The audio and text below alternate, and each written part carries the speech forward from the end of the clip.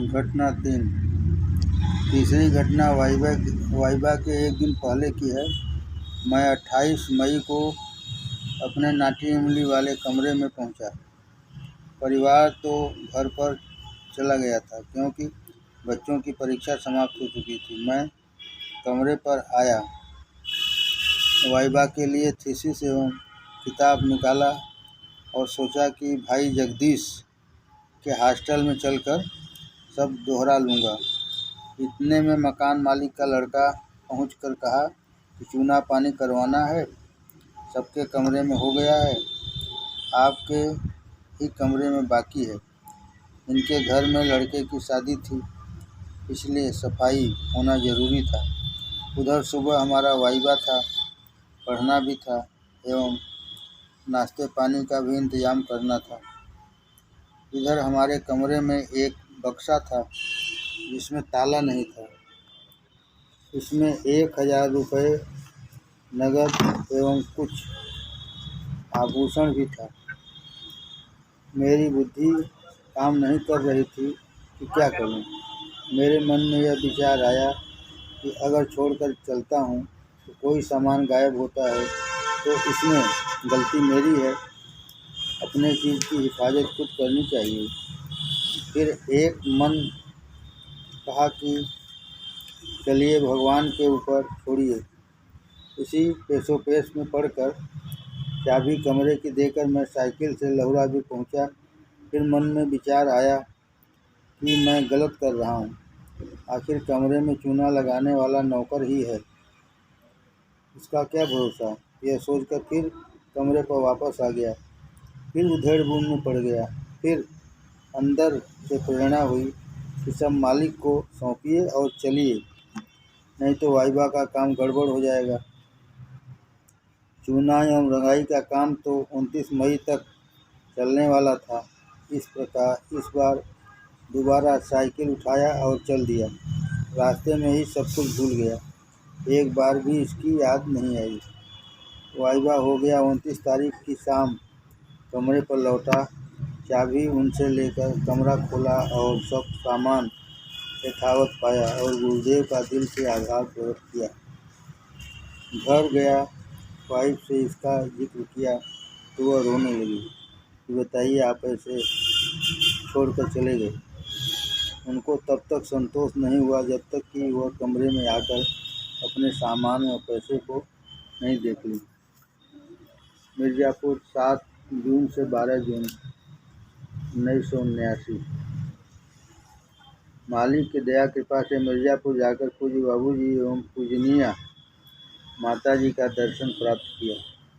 आपने एक दिन फरमाया, जो भक्तजन हैं उनके ऊपर जब कोई परेशानी आती है तो वे भी कुछ समय के लिए घबरा जाते हैं, लेकिन जब होश में आते हैं तो सब चीज़ को अपने इष्ट को समर्पित करके निश्चिंत हो जाते हैं।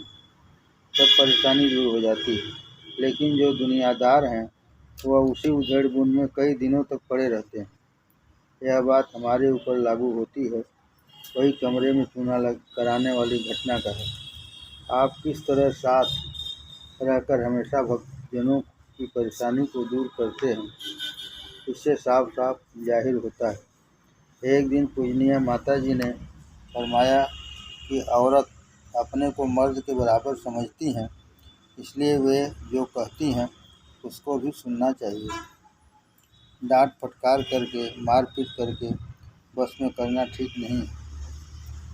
एक के गर्म होने पर दूसरे को नरम होना पड़ता है, तभी गृहस्थ जीवन सुखपूर्वक चलता है। वाराणसी भंडारा 26-27 एवं 29 जुलाई 1979। आपने फरमाया, जिस व्यक्ति का दो तरफ लगाव रहता है उसका हिसाब ठीक नहीं है, कहीं गड़बड़ ज़रूर है, क्योंकि लगाव सिर्फ एक से ही होता है। जो लोग ज़्यादा बोलते हैं और लोगों को प्रभावित करने की कोशिश करते हैं तो उनके जीवन भर कोरे रहने का भय बना रहता है। मिर्ज़ापुर 25, 26 एवं 27 अगस्त 1979। आज भाई विमल कुमार सेठ जी के साथ मिर्ज़ापुर जाकर पूज्य बाबूजी एवं पूजनीय माताजी का दर्शन प्राप्त किया। आपने सेठ जी से पूछा कि पूजा पाठ कैसा चल रहा है। तब सेठ जी ने कहा, इधर कुछ दिनों से नहीं बैठ रहा हूँ। तो आपने कहा कि भोजन पानी तो नहीं बंद किए। आपने फरमाया कि पूजा के पहले सब विचार को बाहर निकाल देना चाहिए। इसका तरीका यह है कि ऐसा अनुभव करें कि हमारी अंगुलियों से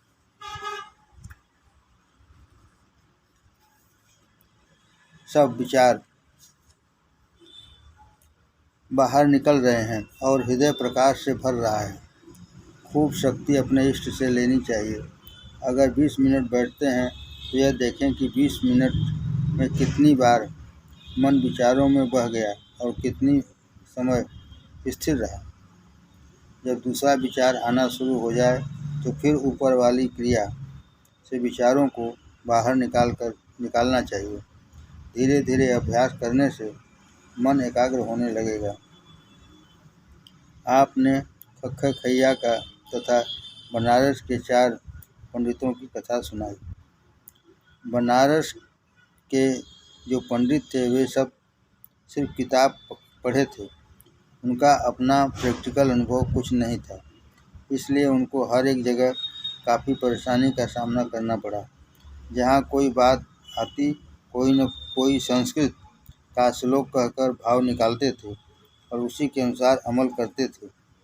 इसमें से कोई साहित्याचार तो कोई व्याकरणाचार्य तो कोई वेदाचार्य था।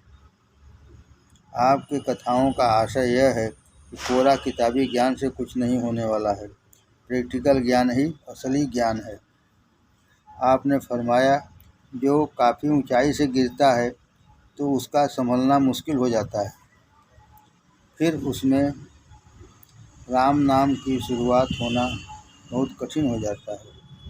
आपने फरमाया कि जो काफ़ी ऊंचाई से गिरता है तो उसका संभलना मुश्किल हो जाता है, फिर उसमें राम नाम की शुरुआत होना बहुत कठिन हो जाता है। पूज्य बाबूजी के सानिध्य में 26 सितंबर से 2 अक्टूबर 1979। मालिक की दया कृपा से पूज्य बाबूजी के सानिध्य में 26 से लेकर 2 तारीख तक रहने का अवसर मिला। आप विद्या भाई के देखने हेतु 26 तारीख को पधारे। रात को यहाँ पर विश्राम किया। 27 तारीख को मैं पूज्य बाबूजी के साथ 12 बजे वाली मेल से बनारस से चलकर रावर्ट्सगंज करीब 3:30 बजे पहुँचा। आप भाई जायसवाल साहब के घर रात्रि में ठहरे। सुबह फिर चुर्क के लिए तैयारी हुई। 28 की रात चुर्क में भाई मिश्रा जी के यहाँ विश्राम हुआ। 29 तारीख एवं 30 तारीख को रात्रि ओबरा में भाई BNS श्रीवास्तव के यहाँ बिताया गया। यहाँ पर कई नए भाई आए। पूज्य बाबूजी का जो पूर्व निर्धारित प्रोग्राम था उसके पहले चले गए, इसलिए कुछ भाई दशहरे की छुट्टी में घर चले गए थे, जिससे पूज्य बाबूजी से मुलाकात नहीं हो पाई। एक रात यहाँ रुकने के बाद बनारस पहुँचा। इस यात्रा के दौरान जो भक्तजनों के बीच में आपकी अमृत वाणी सुनने को मिली तथा जो याद है उसको लिखने की कोशिश करता हूँ। आपने फरमाया कि यह मन का नियम है, वह जिसका ध्यान करता है उसी के आकार का हो जाता है। अगर जड़ पदार्थ का ध्यान हमेशा करेगा तो जड़ हो जाएगा, इसलिए किसी मूर्ति का ध्यान नहीं करना चाहिए। अगर किसी मूर्ति का ध्यान करना है तो यह समझना चाहिए कि मूर्ति चैतन्य है, वह एक जगह नहीं सब जगह है, हमेशा हमारे पास है। इसलिए मूर्तियों में प्राण प्रतिष्ठा का प्राविधान हमारे यहाँ है। जब तक मूर्ति में प्राण प्रतिष्ठा नहीं की जाती तब तक लोग उसकी पूजा नहीं करते हैं। रामचरितमानस पर विशेष जोर दिए कि रोज़ इसका पाठ होना चाहिए। थोड़ा ही ज़्यादा की ज़रूरत नहीं है, लेकिन सब बच्चों के साथ होना चाहिए, जिससे उनके हृदय में भी भक्ति रस का संचार हो सके। श्री रामकृष्ण परमहंस महाराज कई बार विवेकानंद से कहे थे कि माँ से धन दौलत जो इच्छा हो मांग लो। विवेकानंद जी कई बार माँ के पास गए, लेकिन धन दौलत नहीं मांग सके, केवल भक्ति ही मांगी। इस तरीके से श्री रामकृष्ण परमहंस विवेकानंद की दरिद्रता को दूर नहीं कर सके। इस तरीके से रामकृष्ण विवेकानंद की दरिद्रता को दूर नहीं कर सके। श्री रामकृष्ण ने बचपन के एक दोस्त थे। उन्होंने एक दिन रामकृष्ण परमहंस जी से कहा कि आपका तो माँ से बातचीत होती है, आपके पास रुपया पैसा नहीं है, आप माँ से क्यों नहीं मांग लेते। उनके मन में भी यह बात जच गई, ठीक है, माँ से मांगना चाहिए। वो माँ के मांगने का इरादा करके मंदिर की तरफ चले, तब रास्ते में क्या देखते हैं कि एक औरत उनकी तरफ पीट करके टट्टी कर रही है और ऊपर से आकाशवाणी हुई, ले लो ले लो, यह वही है जो तुम मांगने जा रहे हो। इसलिए धन दौलत विष्ठा के समान है, भक्ति ही मुख्य चीज़ है। नहीं कलि करम न भगति विवेकु, राम नाम अवलंबन एकु। राम नाम सुंदर करतारी, संशय विहंग उड़ावन हारी। कलयुग केवल नाम आधारा, सुमिर सुमिर नर उतरहि पारा।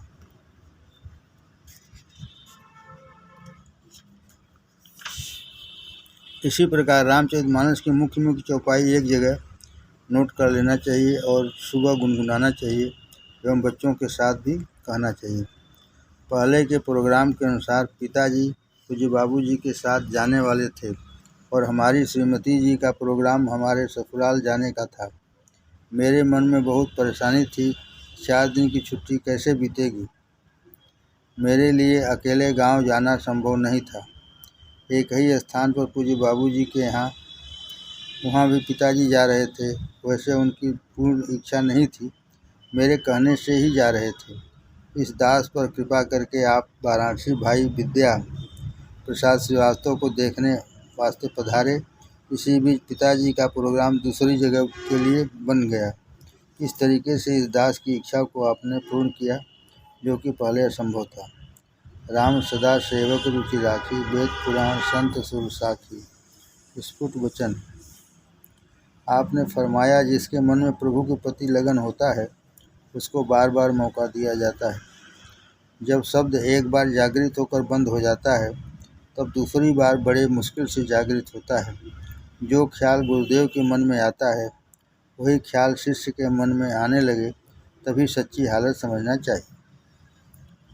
मिर्ज़ापुर 28 अक्टूबर से 30 अक्टूबर 1979। आज भाई रामानंद गिरी के साथ मिर्ज़ापुर जाकर पूज्य बाबूजी एवं माताजी का दर्शन पाया। वैसे कुछ प्रोग्राम में फेरबदल होने के कारण भाई सेठ जी वंचित रहे। भाई गिरी जी ने पूज्य बाबूजी से पूछा, हमारी पूजा ठीक हो रही है कि नहीं। तब पूज्य बाबूजी ने कहा, यह तो खुद को मालूम हो जाता है। फिर गिरी जी ने कहा, कोई कमी नहीं मालूम पड़ती है, याद रहता है, कभी कभी सुबह गड़बड़ हो जाता है। तब पूज्य बाबूजी कहे कि अगर कमी नहीं हो रही है तो बढ़ोतरी कहाँ हो रही है। अगर कमी नहीं हो रही है तो बढ़ोतरी कहाँ हो रही है। बिना प्रेम के याद आना असंभव है। यह प्रीतिकरण की रीति नहीं, रब जागत है तो सोवत है। आपने फरमाया कि इतना तो सब लोग मानते हैं, भगवान है और सब जगह है। सुबह अगर हम अकेले में उनके साथ बैठ लेते हैं, शाम को बैठ लेते हैं, तो क्या बुरा करते हैं।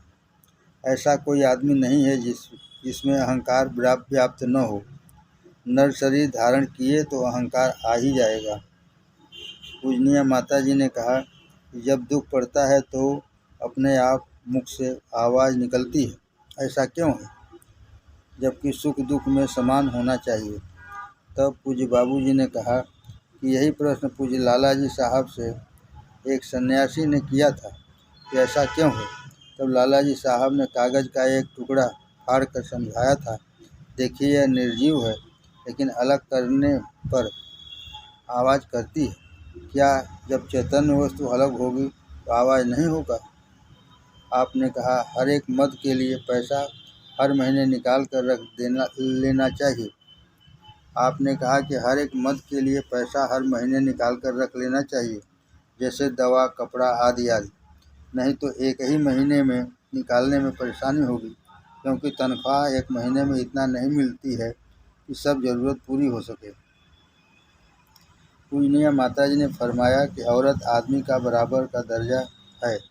अगर एक आदमी को तकलीफ़ है, दूसरे को मदद करनी चाहिए। कोई भी नियम 10 आदमी मिलकर बनाए हैं, क्योंकि हमको समाज में रहना है, इसलिए इसका पालन जरूरी है।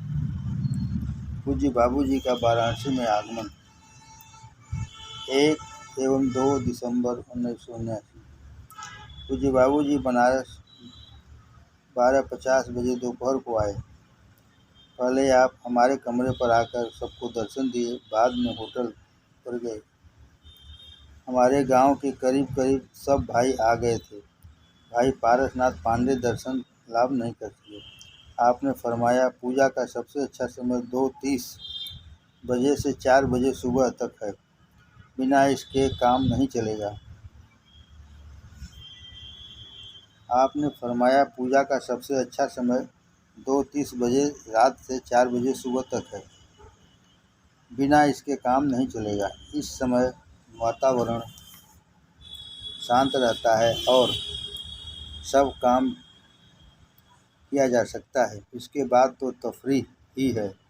आपने कहा कि हम लोगों को कोई अधिकार ही नहीं दिया गया है, हमारा काम भी प्रार्थना करना ही है। जो तकलीफ़ हो उसे दूर करने के लिए भगवान से प्रार्थना करनी चाहिए, वही सब कुछ करते हैं। सुबह शाम को जो पूजा करते हैं वह तो पूजा की तैयारी है। हमारा जो कर्तव्य ड्यूटी है उसको दिन भर धर्मानुसार करें। काम करने में कोताही नहीं करनी चाहिए। झूठ तो कभी नहीं बोलना चाहिए। पूजा को व्यवहार में उतारना है, बिना इसके काम नहीं चलेगा। ऐसा नहीं कि दिन भर काम न करें और शाम को बैठकर ओवर टाइम करें। ऐसा पैसा ईमानदारी का नहीं है। ऐसा नहीं है कि दिन भर काम न करें, शाम को बैठकर ओवर टाइम करें। ऐसा पैसा ईमानदारी का नहीं है। ऐसे पैसे का ठहराव नहीं होता है। अगर मान लीजिए कुछ समय के लिए इकट्ठा भी हो जाए तो वह भी कभी न कभी नष्ट जरूर हो जाएगा। सब लोग ब्रह्म स्वरूप हैं। हमारे अंदर थोड़ा भ्रम है, उसी को दूर करना है। सब लोग ब्रह्म स्वरूप हैं। हमारे अंदर थोड़ा भ्रम है, उसी को दूर करना है। मिर्ज़ापुर भंडारा 13 फरवरी से 15 फरवरी 1980। मैं पूरे परिवार सहित 13 तारीख को 3 बजे मिर्ज़ापुर पहुंचकर परम पूज्य बाबूजी का दर्शन प्राप्त किया। हमारे साथ भाई सेठ जी एवं भाई संत कुमार सिंह जी की श्रीमती एवं उनका एक लड़का भी साथ गया। आपके द्वारा दी गई हिदायतें एवं उपदेश जो मुझको याद है निम्न हैं। आपने फरमाया कि शाम की पूजा में देर सवेर हो सकता है, लेकिन सुबह की पूजा नियमित रूप से 2:45 बजे से 6 बजे के अंदर कर लेना चाहिए तथा पूजा में नागा नहीं होना चाहिए। एक बार में 1 घंटे से ज़्यादा नहीं बैठना चाहिए। एक बार में 1 घंटे से ज़्यादा नहीं बैठना चाहिए, कई बार बैठना चाहिए। पूजा व्यवहारिक होना चाहिए। ऐसा नहीं होना चाहिए कि घर में किसी को तकलीफ़ हो तो उनका तकलीफ़ दूर करने का उपाय न करे, बस आंख बंद करके बैठे रहे। सब काम ईश्वर का समझकर करे। जो पत्थर की पूजा करता है उसकी बुद्धि पत्थर के समान हो जाती है, उसको विवेक नहीं हो पाता है। बच्चों को पढ़ाना लिखाना भी ईश्वर का ही काम है। शास्त्र के अनुसार साधन के 8 अंग हैं: यम, नियम, आसन, प्राणायाम, प्रत्याहार, धारणा, ध्यान एवं समाधि।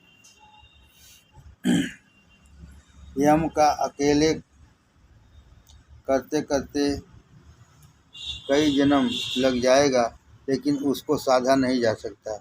यम को अकेले करते करते कई जन्म लग जाएगा, लेकिन उसको साधा नहीं जा सकता। यम के 5 भाग हैं, जिसमें सत्य भी एक है। सत्य का कितने लोग पालन कर पाते हैं? छोटी छोटी गलतियों की वेद ज़्यादा सजा बतलाते हैं।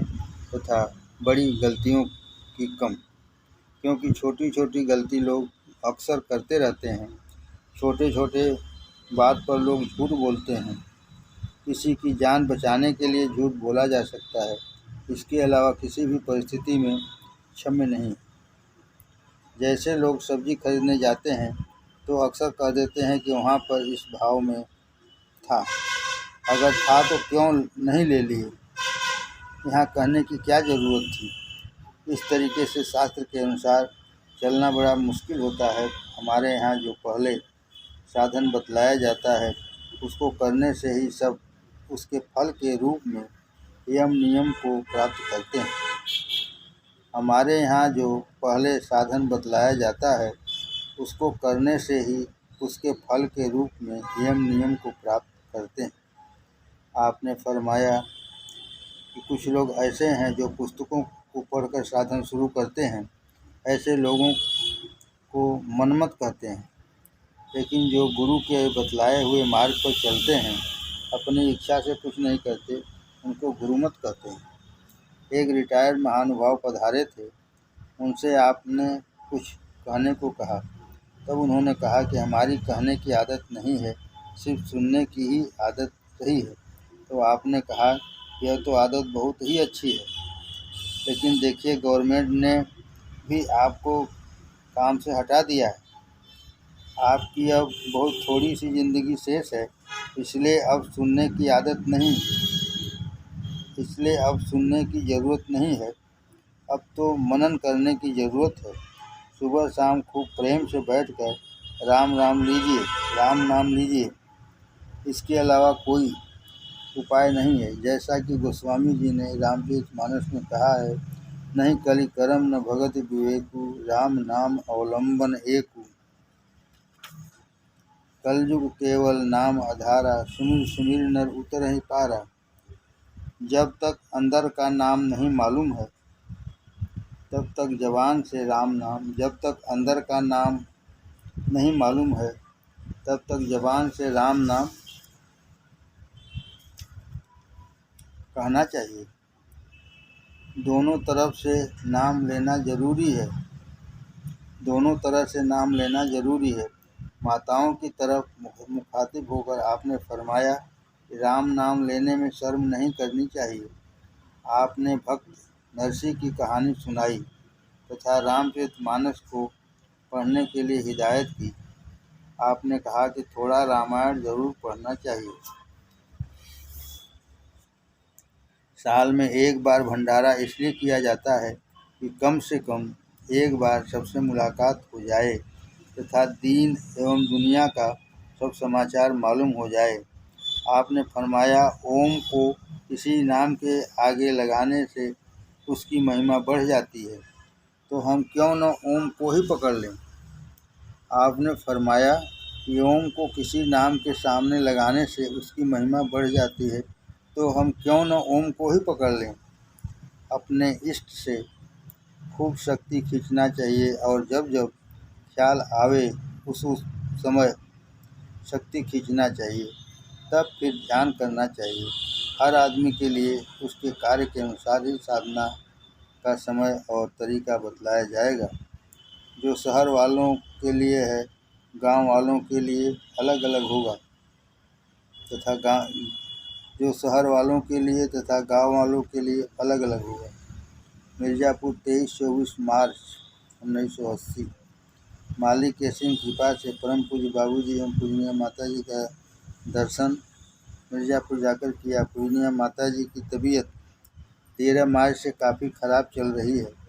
गैस एवं हाई ब्लड प्रेशर की शिकायत है। बहुत कमज़ोरी आ गई है। मालिक से प्रार्थना है कि जल्दी से बीमारी दूर। पूज्य बाबूजी ने भोजन के वक्त फरमाया कि गूलर की सब्ज़ी या चोखा सबसे फ़ायदेमंद है। यह पेट के हर एक खराबी को दूर करता है।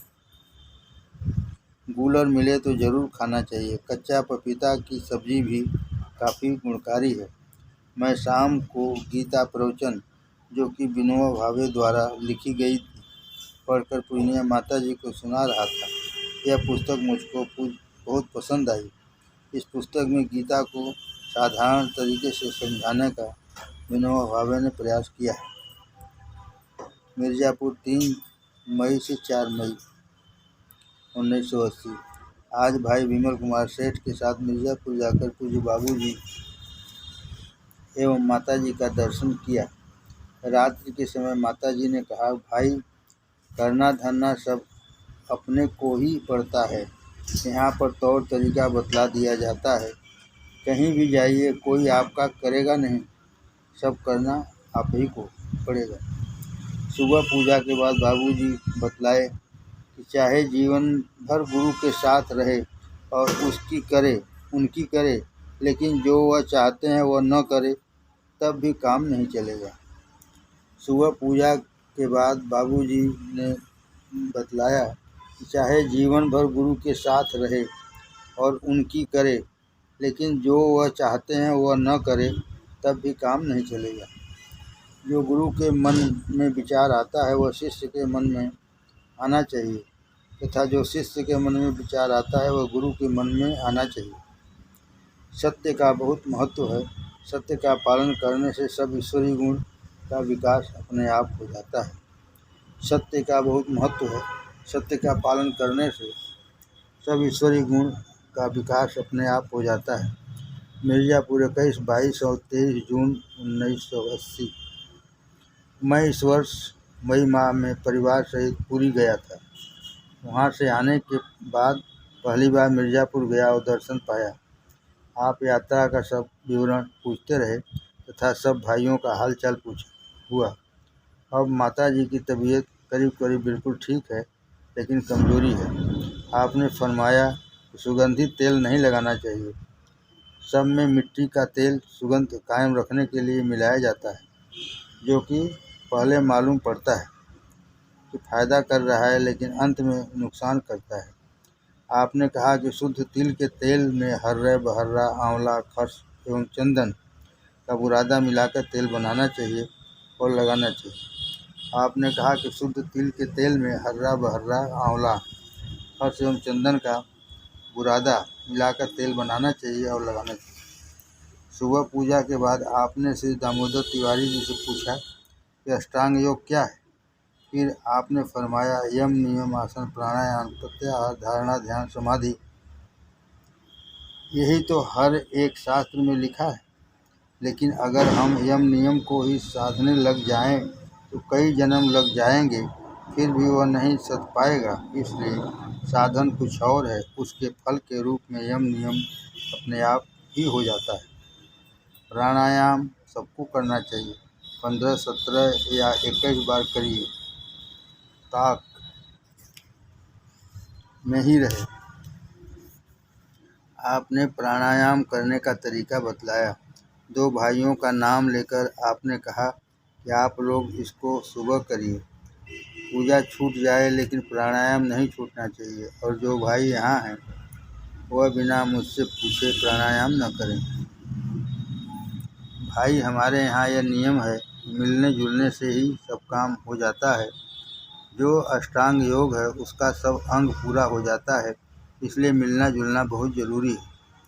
आपने फरमाया कि नहाना धोना तो शरीर की सफाई के लिए ज़रूरी है, लेकिन मन की सफाई तो साधन से ही होगी। इसलिए साधन करना पहले ज़रूरी है, नहाना धोना तो बाद में भी हो सकता है। पूज्य बाबूजी का वाराणसी आगमन 12 एवं 13 जुलाई 1980। आप निश्चित समय से 1 घंटे पूर्व चले आए। इस वजह से पीली कोठी बस अड्डे पर आपका दर्शन नहीं कर पाए। मैं एवं मिश्रा जी पीली कोठी से आते वक्त बुरी तरीके से भीग गए। आप पहले हमारे कमरे पर पधारे, फिर होटल गए। मैं मिश्रा जी के साथ भोजन करने के बाद 8:30 बजे रात होटल पहुंचकर दर्शन पाया। इस समय आप भोजन करने जा रहे थे। आज शाम को काफ़ी वर्षा हुई।